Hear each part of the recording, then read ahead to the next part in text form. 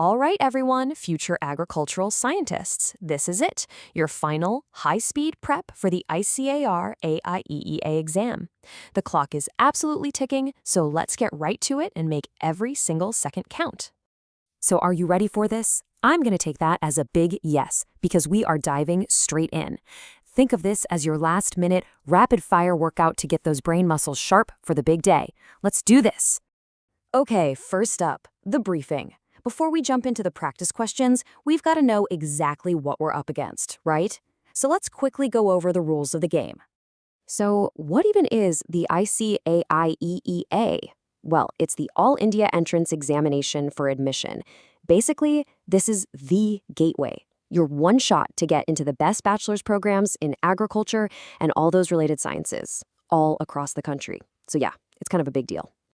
All right, next section, let's talk about the battlefield. You absolutely have to know the exam pattern. It's non-negotiable. So let's quickly break down the core mechanics. Okay, 120, remember that number. That's how many multiple choice questions you're going to face. Not one more, not one less. Your entire game plan for managing your time, it all comes down to this number right here. Now, this is where it gets interesting, because you get to choose. You pick a stream based on what you're good at. You've got Stream A with physics, chemistry, and math. Stream B swaps math for biology, and Stream C brings in agriculture. So the key is to know your combination and just own those subjects.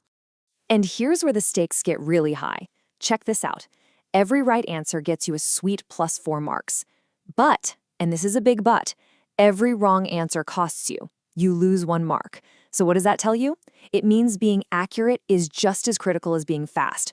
No random guessing. Okay, briefing is over. Time for the main event, the exercise. Let's put your knowledge to the test with a little rapid-fire drill. You ready for this? Let's go. Okay, first question's on the screen.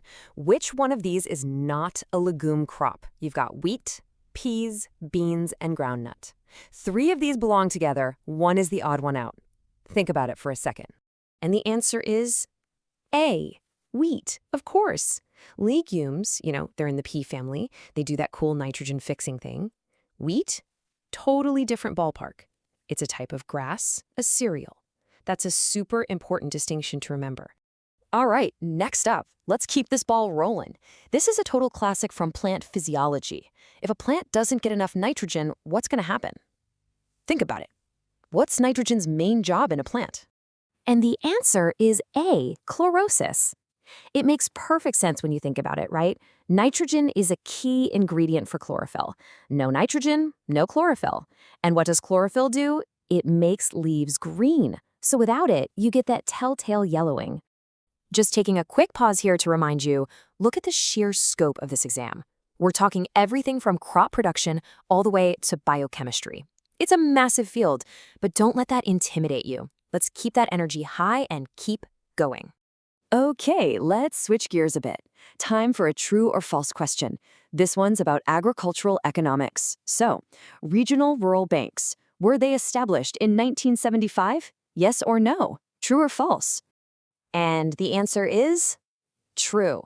Yep, 1975 is the magic year. That's a key date you'll want to lock in your memory. They were set up to bring banking services right to the heart of rural areas. Okay, next question. This one's a mix of general agriculture and a little bit of geography. When I say saffron in India, what's the one place that just pops into your head? Yep, you got it. It has to be A, Jammu and Kashmir. They're famous for it, producing some of the absolute best saffron you can find anywhere on the planet. All right, get ready for another question style you'll for sure see on the exam. Matching. On one side, we've got fodder crops. On the other, the best time to sow them. Take a second, look it over, and see if you can match them up. Okay, pencils down. Let's see how you did.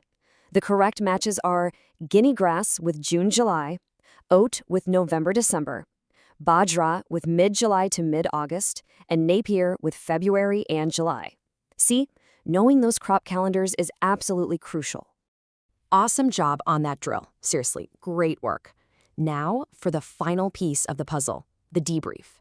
This is all about strategy for the big day. Because, having the knowledge is great, but how you use it under pressure, that's everything. So I want you to think about the questions on this test in three different levels, okay? Level 1 is your basic normal stuff, like 90% of people are going to get these. Level 2 is basic advanced, a bit tougher, maybe half the people will get them. And then level 3, the pure advanced questions. These are the ones that separate the top ranks. Your job is to nail levels 1 and 2, and then be super smart about how you approach level 3. So here's your game plan, step by step. First, knock out all the easy questions. Get those points on the board and build your confidence. Second, watch that clock, especially for the really heavy topics like agronomy. Third, always remember that negative marking. If you're totally guessing, it might be better to just skip it. And one last thing, this is super important. If you get the wrong paper on your screen, do not freak out. Just raise your hand and tell the invigilator right away. So when you walk into that exam room, just keep this one thought in mind. Success here isn't just about what you know. It's about how you use what you know when the pressure is on. And that's it. That's the final drill. Look, you've put in the work, you've done the studying, you've got the strategy, you are ready for this. So go in there, be calm, be confident, and just go ace it. You've got this.